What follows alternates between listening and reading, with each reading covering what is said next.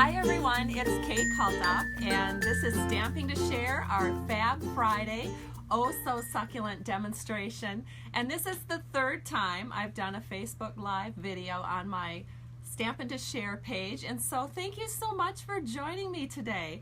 I know that I need to chit-chat a little bit so that everyone has time to join us, and I thought I would do that by sharing a card that one of my downline created for me and blessed me by sending it to me. So it's always so much fun, as you know, to open up your mailbox and get a card, especially when it's a spring card. It's like 11 degrees outside right now here in Minnesota. I can't believe this. It's March. I mean, hello, where's our March weather? But you know, that's Minnesota extremes. So this is the card that Carol sent to me. So I'm going to hold it up. Hopefully you're seeing that real good.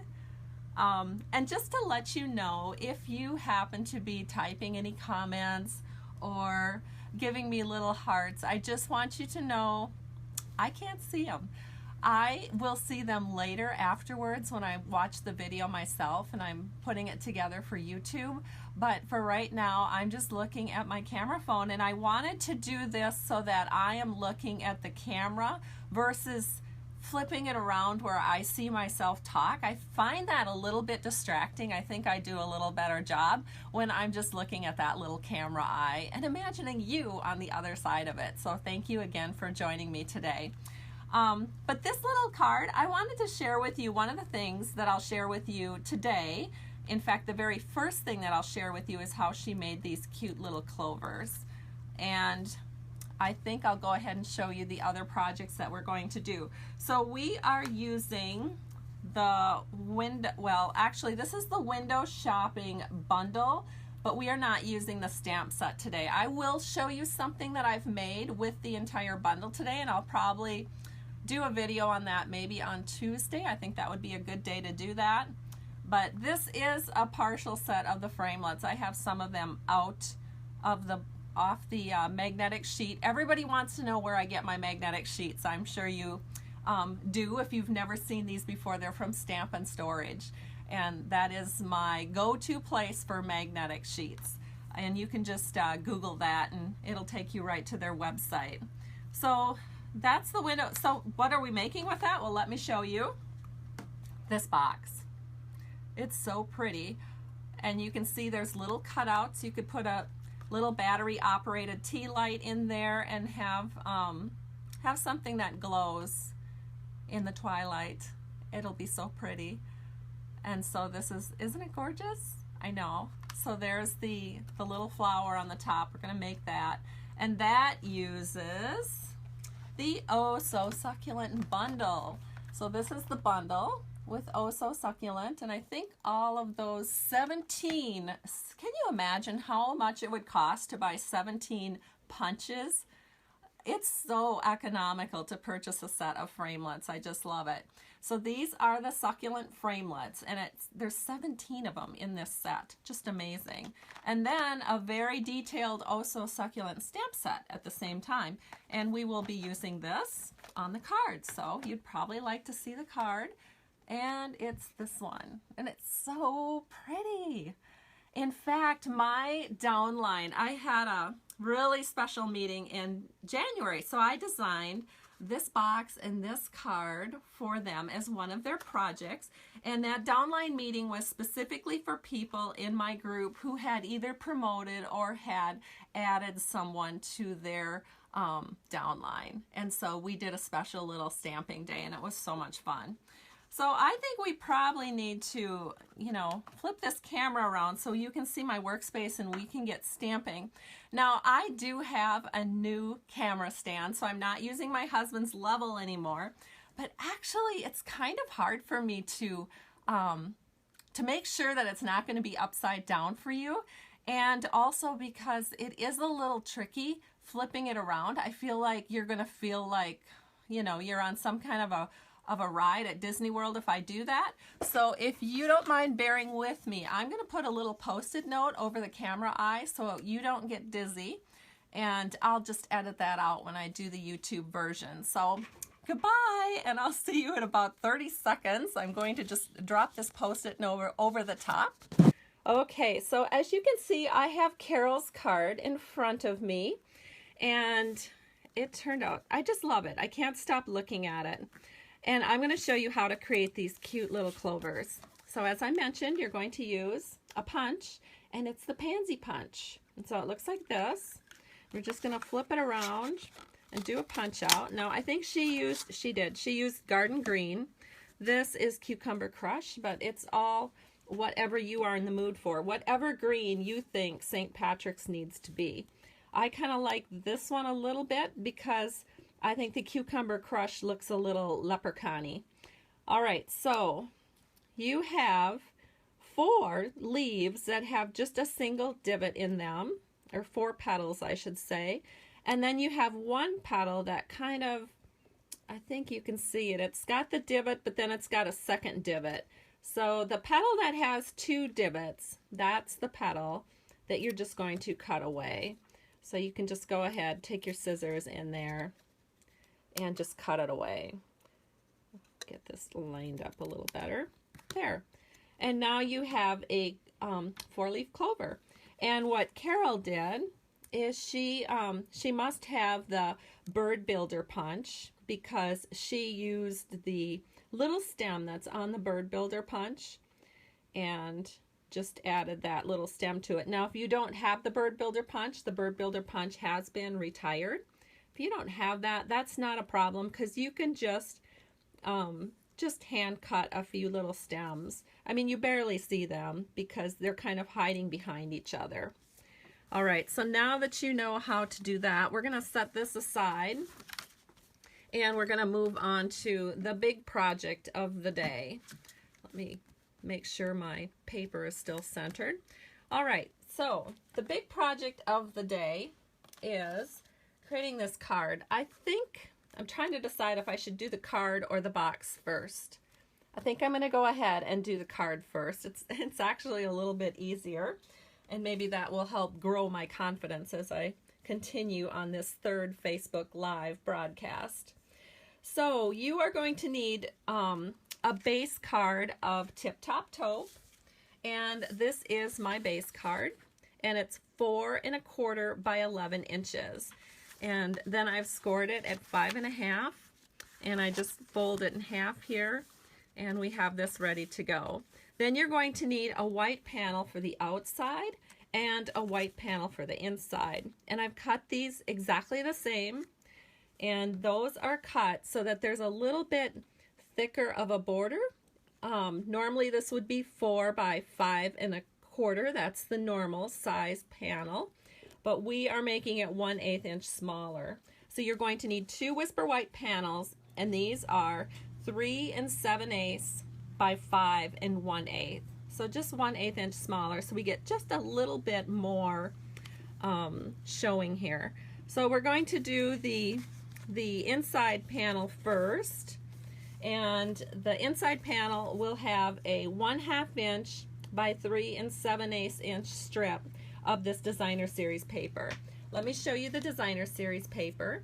It's called it's called Succulent Garden. Oh So Succulent is actually the name of the stamp set. So this is the Designer Series paper that is part of that product suite. And I'll just flip through it. And this is the one that we're using, these Sugar Plum Gingham squares. And it's got a lot of nice colors. And we are using things like Old Olive, Tip Top Taupe, Sweet Sugar Plum, Pool Party. It's a great one. So let me go ahead now and show you exactly what to do next. So we're going to put this on the inside panel of our card. We're going to use some snail for that. Make sure I get all of my little measurement pieces off of here. And we're just going to set this right here. So the inside panel is done. Nice and easy. Then the outside panel, we are again going to use this gingham sugar plum design. And again, just to remind you, it's 3 7/8 by 5 1/8. and we're going to flip it over, and we're going to add that gingham panel, which is 1 5/8 by 3 7/8. Hopefully I've got all these measurements right. Every once in a while, I don't know where my head is, but sometimes I get those wrong, but I think I had that right. So it's 1 5/8 by 3 7/8.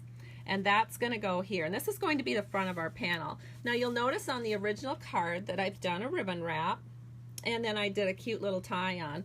Now I want to talk to you a little bit about this Succulent Garden combo. This is a ribbon combo that's part of that product suite. And I don't know if you've ever touched succulents. They're very thick and almost velvety. And that's exactly what this ribbon is like. It's thick and velvety. It's really, really, really nice, but it's not one that I would probably use to tie bows. I mean, you can tie bows, and you can make them pretty, pretty cute, see? But the ribbon is really, really thick. So if you were to put this on your card, you would find that you're going to definitely need some extra postage if you plan to mail it. Now for 3Ds or for cards that you're giving in person, you know, go for it. But if you're going to be mailing this card, you may want to consider doing a different type of ribbon treatment. And so what I did on this card is I did a wrap, and then I tied a little bit of white baker's twine to it, which allows it to be a lot more mailable. And so let's go ahead and do that. I've cut just a little piece here, and just a little bit longer than the size of my card panel here. And I'm going to take some Scotch tape and just tape that down. So I'll tape it across the top and over here on the bottom. Just like so. Oops, I got that tape a little bit long. Let me go ahead and pull that back and trim that off. There we go. Don't want tape sticking out on the side. So there we have our panel. Now we just need to add that little bit of baker's twine. So I'm going to scoot that under this ribbon, and then we'll just tie it into a bow. So this is kind of neat because you can tie it like so. So it kind of pleats the ribbon a little bit right where you're tying it on, which I think is a pretty nice little look. And then we'll grab this, and we have a cute little bow. So cute. Now you can fuss with this a little bit if you want to make that look just perfect, and it's very tempting to me to want to fuss with it, but I'm going to try to not do that in order to save a little time. And then we'll trim off these edges so it's not quite so long. Perfect.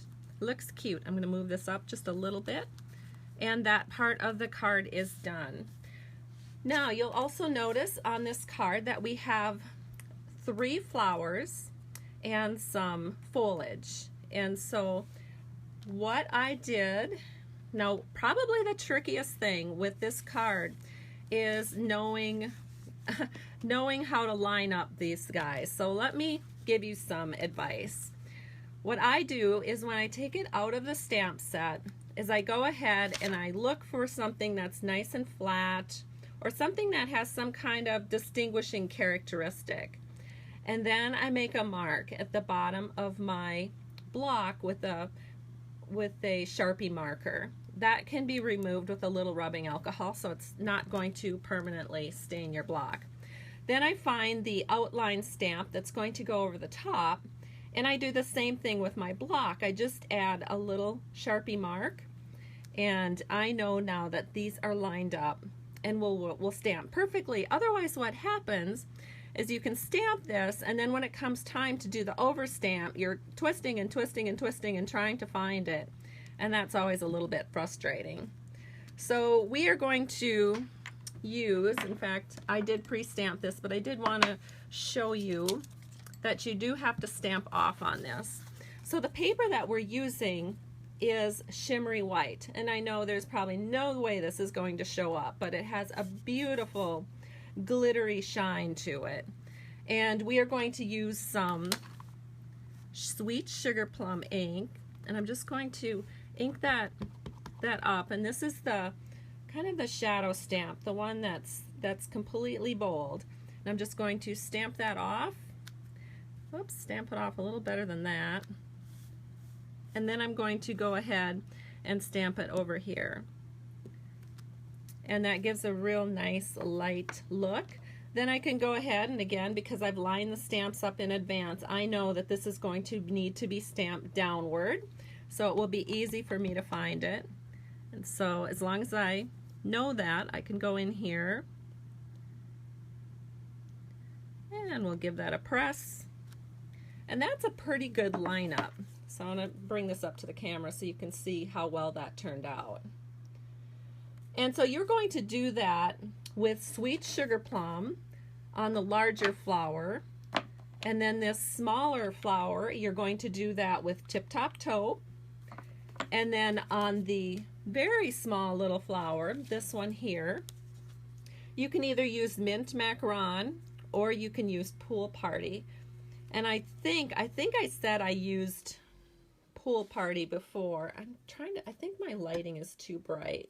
I'm not sure if you're able to see that real well, but this is, I think it's Mint Macaron that I used and not Pool Party, so sorry about that. I'll get that right in my notes when I put up the blog post for this. And then Old Olive. So the foliage is done in Old Olive.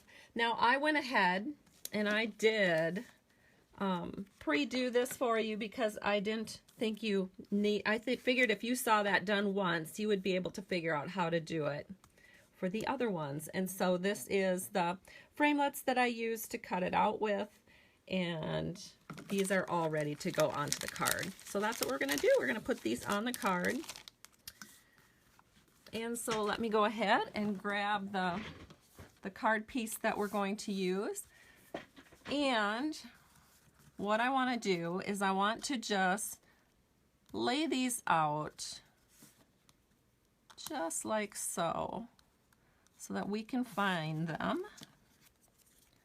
And I'll know exactly where to put them. So what I like to do is just kind of get my spacing first. So I'm putting it on here. And where's my original card, so I know what I'm doing. And some of these are going to be on dimensionals, but the main thing that I need to know right now is where to put that foliage piece, because those foliage pieces are going to go on first. So I think this is about where those need to be. So I'm going to use a little multi-purpose liquid glue, and since this is shimmery white, it's pretty thick, so it will work just fine. So I'm going to set that one there. And then the other one is going to go right here. I think that's where I had it. You can always kind of adjust your flowers. And what I love about glue is you can see I can kind of move these around so that I get them just where I want them, and that looks great. So I want them peeking out enough that we can see some green here.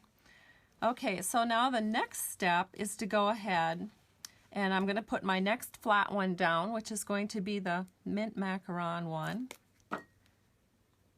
And we'll set that in right here. And now we'll do the Sweet Sugar Plum, and I'm going to put that one on dimensionals.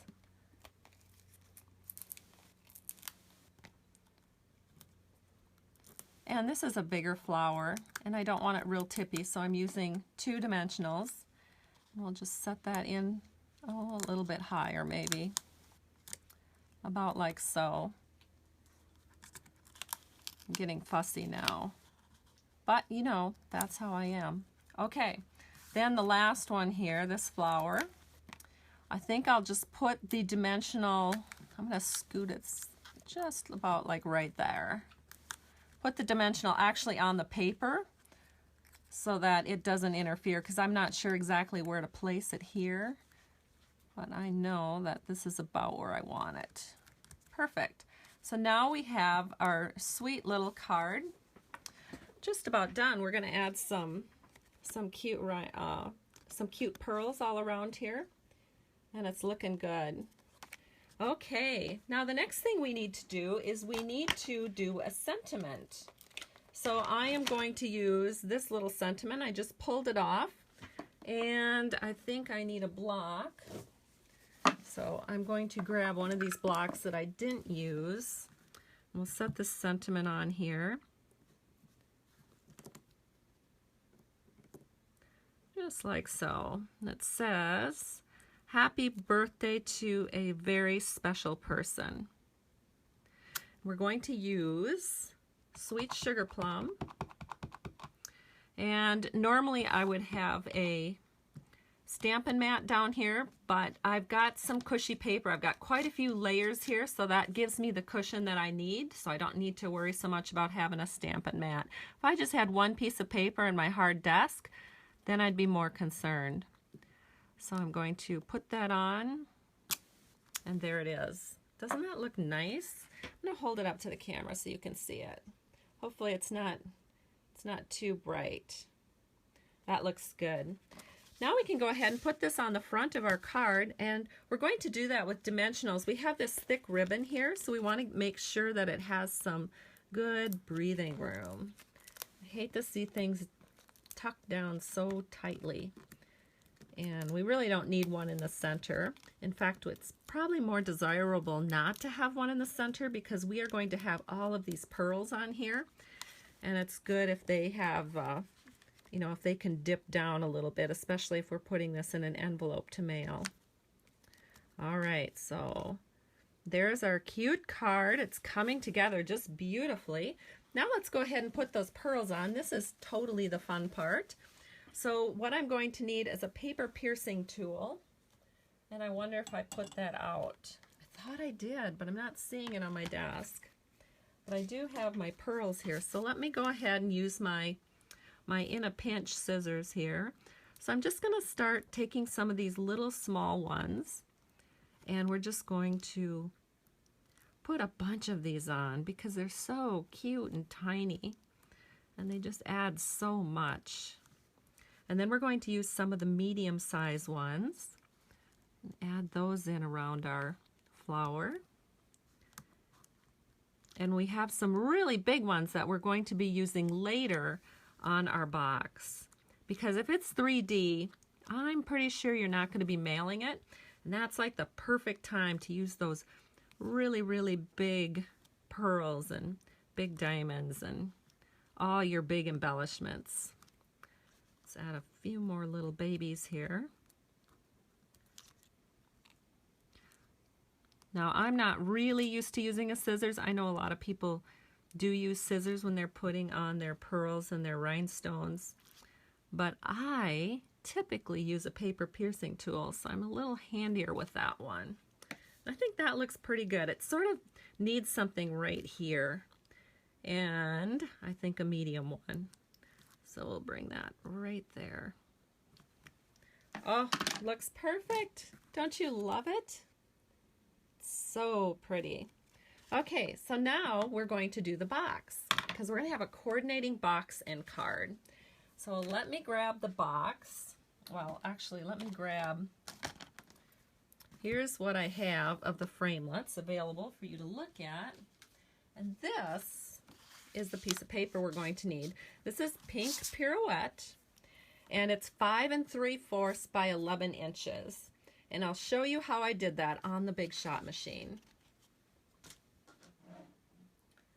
So what I did is I used my magnetic plate, and as you can see, I've just cut this out. Here it is. This has very little bits of waste. I mean, there's a few spots here where you can throw into your scrap drawer and use them for punching out, but when you cut the paper at 5 3/4 by 11 inches, you'll be able to make one box without a lot left over. So let me show you the next thing that you need to know when you're creating this. Now there are a couple of items on this set here. Well, not the candles, but like this one. If you don't want to, all these little dots for like if you're doing a tea light holder, you can just put that in these squares, run it through the Big Shot machine, and it doesn't matter whether it's sideways, upside down, whatever, because the circles just aren't going to matter. But if you're using the one that has candles, or if you're using one that has the heart, when you put your box together, you don't want to have your heart, I don't know how to explain it, but you don't want that upside down. So let me show you the box and I'll show you what I mean. So here's the box, and front and center we have this heart, and as you can see it's right side up.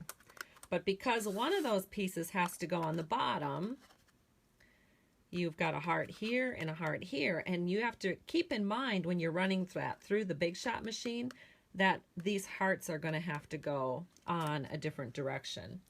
So because I did this piece first, I have my hearts both, you know, I have this to the top and I have my hearts both like this. So that's going to actually be the top of my box. To make the bottom of my box, I had to flip the heart the other direction and face the heart towards the lid, or in this case, the bottom of the box, and run it through the Big Shot machine so that when I put the box together, all the hearts will be right side up. And this will make a lot more sense to you once you've made a few mistakes on the Big Shot machine, and then you will remember the next time that you do it. You know, everything about life and even stamping is just, you know, making mistakes and keep on going forward and learning from them. So let's put this box together, and I actually have two pieces that I prepared in advance because I wanted to not take quite so long with all of this scoring that we need to do. It's not actually scoring, but we're folding it, and we're using a bone folder to make sure everything is nice and crisp so that when we put it together we don't have any kind of wavery lines. So let me grab my bone folder. I left it over on the other counter because I did leave one little section that I did not bone fold. And let me show you, because I've heard a lot of people complain about this. The score lines are very, very little and hard to see. But you can see them.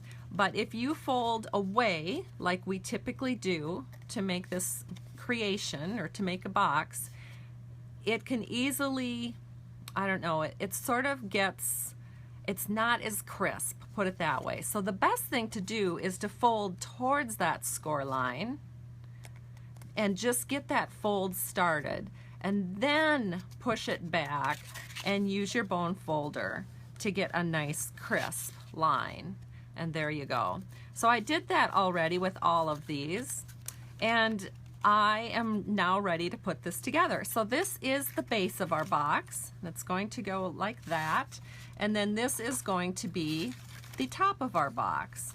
It's going to go like that. So the very first thing I do is I just attach the lid or the top of the box to the bottom of the box. And I do that with glue because glue is really easy for me to work with. So I'm just going to add a line right here. And I got a little too much, so I'm just going to take a Kleenex and push a little of that away. Of course, right after I said glue is easy for me to work with, then it squirts out too much. But that's to be expected when you're making a video. Everything that can go wrong typically does. Okay. All right, so we have the main thing done, which is, you know, now it's easy to figure out how this all goes together. So you don't want these little flaps to show, so there'll be a couple that you'll need to cut away. So let's cut those away before we go too far. So I'm going to cut this one away and this one away, and you'll see why in just a second here, but let me get them cut away. And it's real easy to see where to cut because I've scored it all and had it folded. All right, and now when we put this together, we know right where to put our glue. So the next thing that I do is I put glue right here on these pieces, and that's going to attach to the bottom of our box. So those flaps go in like this. And you probably can't even see that, but hopefully you can. Hopefully this is making sense. So then I can flip it over and just make sure everything is nice and square. If it's not square, you might have a little trouble with your lid staying closed. As even with this one here, it seems like the lid doesn't want to stay closed, even with this heavy flower on top. I think if I took a little bit more time, I could probably come up with a little type of Velcro or something, and that would keep my lid closed really nicely. So now the next thing to do is to just go ahead and we're going to glue these sides together. So we're going to put glue down here on the bottom and glue here on the side. And that's going to go into that section where I had cut those flaps off. So we're going to do that one first. And just give it a second here to hold. And one thing that's pretty impressive about glue is it actually dries pretty fast as long as you don't use too much. That's the secret. Don't use too much. Just a little bit goes a long way. All right, so we got that part done. And then we're going to do the exact same thing on this other side. So I'm just going to add a little glue here and then a little glue up here. And then we'll just fold that in and hold. Now this time I had a little bit more glue than I wanted to put on there, probably because I'm nervous. I tell you, doing all these new things, I tell you, I amaze myself with how brave I am sometimes, because really this is not comfortable for me. But everybody tells me, oh, okay, you do such a good job. You got to keep doing it. So actually, it's your encouragement that totally gives me the confidence to do this. Well, I wouldn't say it's confidence, but it helps me step out of my comfort zone to do this for you all. Okay, so here's our box. It's all glued together. And I kind of like leaving these flaps here just because it sort of helps keep the box closed. There we go. I'll get this little guy. Oops, he didn't get redo. I still like keeping the flaps there because I didn't on this one, and look at how much better it seems to be staying closed by leaving those top flaps on. Oh, I did do it on this one. Well, you know what? On this was the very first one I had ever made, and I kind of think I didn't really square it up very well. But this one I must have done a good job squaring up, because look at how nicely that's staying shut. There's no popping up at all. I am really impressed. Well, that's totally fun. Okay, so now we've got our box done, and we've got all of our hearts facing the correct direction, and now we just need to add the toppings and the sides. So let me show you the sides. And you know what? I just realized I never gave a measurement for these squares. So you're going to cut out 3 of those little sugar plum gingham squares. Let me just see if I can figure it out. They are 1 5/8" by 1 5/8". And so that's the size square that I used. And then to put our flowers on, and again, these are cut out with the Succulent framelit dies. Just adding a little bit of glue back here to the petal. And we're going to set this in. And then we're going to add this little, so this flower was cut out with sweet sugar plum, and then this flower is cut out with the pink pirouette. So we'll add a little glue, just touching it, and then we'll put the pink pirouette flower on right here. Now this is where I was mentioning that it's really kind of fun to use your big old pearls. So let's bring our pearls back into the picture, and we're going to take these big ones here. I mean, might as well use those on a 3D when you have the chance. So set that one there, and one over here. All right. Now all we have to do is glue these onto the sides of our box. So there's 3 spots where this will get glued, and you just set it right in, and look, there's that perfect border all the way around. So again, that was an 1.5" square. And we can go ahead and we'll just add some glue to this side panel. Add our little square, just kind of wiggle it into place, and then one more side panel right here, and one more square. Get that wiggled into place. And now the sides are all done. Beautiful. Okay, now let's work on this flower. So what I did is I took my cue from the Succulent Garden home decor piece that we had, or that we have in our occasions catalog. I should have brought that here so you could see it.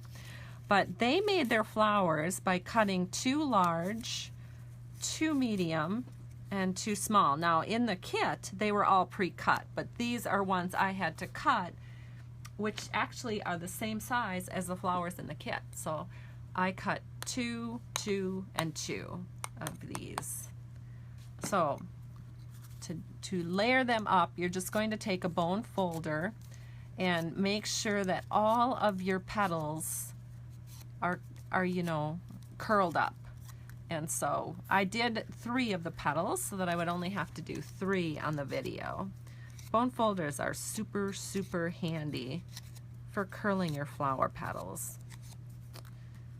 In addition, they're handy for a lot of other things too, but I don't know how people manage without a bone folder, because I use mine all the time for many different things.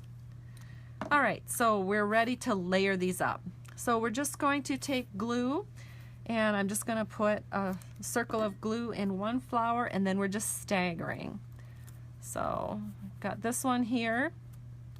So the big one is done.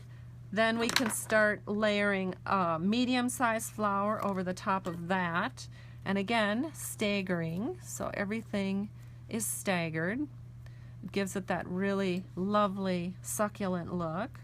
And we're going to stagger this one in. Whoops, kind of got away on me there. All right, so you can see how gorgeous this is turning out. And one more. And we'll stagger this one too.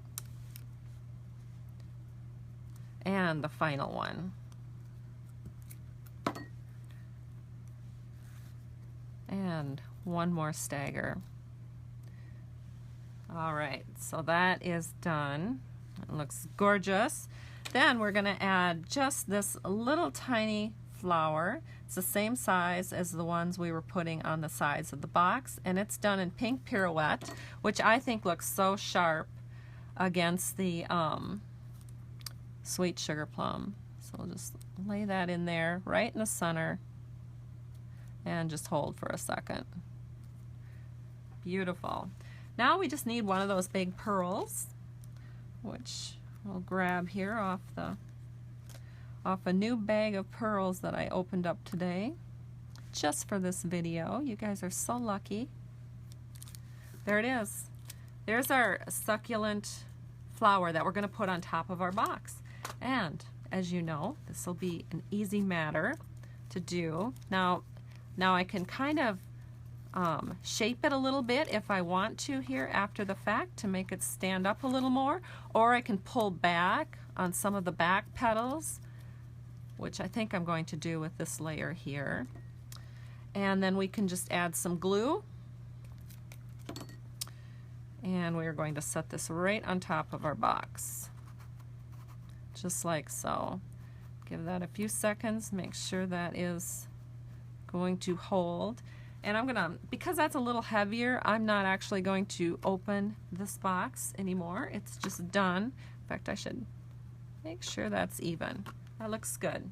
So here's the box I had done in advance, and here's the box I did on Facebook Live. Thank you for joining me. Here is the card that I created today on Facebook Live, and here is the card I had done in advance. And again, you can check out my YouTube video this afternoon. I will make a blog post featuring these products as well as put up a YouTube video, and that'll probably go live tomorrow. I'm not sure if I'll have that up in time today or not. But regardless, I'm so happy you joined me. Thank you for all the encouragement you give me. I truly appreciate you.